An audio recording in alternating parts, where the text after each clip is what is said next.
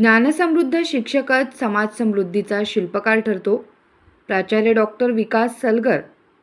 New education सोसायटीची शिक्षक समृद्धी कार्यशाळा संपन्न. सांगली येथे दिनांक 3 जुलै रोजी शिक्षकांनी नव्या काळाची पाऊले ओळखून अद्ययावत असलं पाहिजे, ज्ञान समृद्ध असलं पाहिजे, नवीन अध्ययन अध्यापन तंत्रे आत्मसात करून विद्यार्थी परिपूर्ण होण्यासाठी सदैव प्रयत्नशील असावं. ज्ञानाबरोबरच सुसंस्कारी विद्यार्थी घडला तरच राष्ट्र बलवान होईल. मुलांचे मानसशास्त्र समजून घेणारा शिक्षकच विद्यार्थ्याला आपला वाटतो.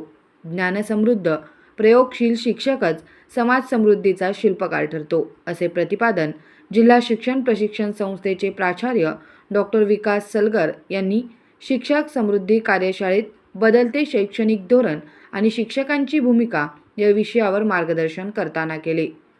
न्यू एज्युकेशन सोसायटीच्या 86व्या वर्धापन दिनी शिक्षक समृद्धी कार्यशाळेत ते बोलत होते.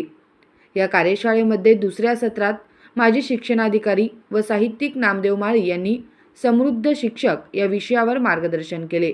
या प्रसंगी ते म्हणाले, शिक्षकाची नोकरी सन्मानाची आहे. विद्यार्थ्यांच्या क्षमतेनुसार आवडीनुसार त्याला शिकायला प्रवृत्त करणारे शिक्षक नेहमीच आदरस्थानी राहतात. शिकण्याचा प्रारंभ भाषेतून होतो, म्हणून विद्यार्थ्यांचा भाषा विकास होणं अत्यंत गरजेचं असतं. त्याला भाषा चांगली आली की त्याचे इतर सर्व विषयही पक्के होण्यास सुलभ होते. भाषेमुळे मुलांचे वाचन, लेखन, संवाद कौशल्य सुधारते, भावनिक विकास होतो, आत्मविश्वास वाढतो, संघटन कौशल्य व नेतृत्व विकासही होतो. गणितासारख्या विषयांमुळे तर्कशक्तीचा विकास होतो. विज्ञानामुळे वैज्ञानिक दृष्टिकोन वाढीस लागून चिकित्सक वृत्ती व प्रयोगशीलता वाढते.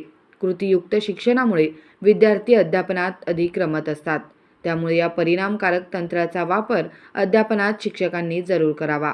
अध्यक्षस्थानी न्यू एज्युकेशन सोसायटीचे अध्यक्ष माननीय शांतीनाथ कांते हे होते. स्वागत मुख्याध्यापक सुहास कोळी यांनी केले. प्रास्ताविक विठ्ठल मोहिते यांनी तर सुवर्णा गायकवाड यांनी आभार मानले. या प्रसंगी प्रमुख उपस्थितांमध्ये संस्थेचे संचालक श्रीप्रसाद चौगुले, विजया पाटील, राजेंद्र मेंच, सुरेंद्र पाटील, सुनील भावे, बिरू एडके, पंकज आळवेकर, राजकुमार हेरले आदी संचालकांसह सर्व शाळांचे मुख्याध्यापक शिक्षक उपस्थित होते. पसायदानाने कार्यक्रमाची सांगता झाली.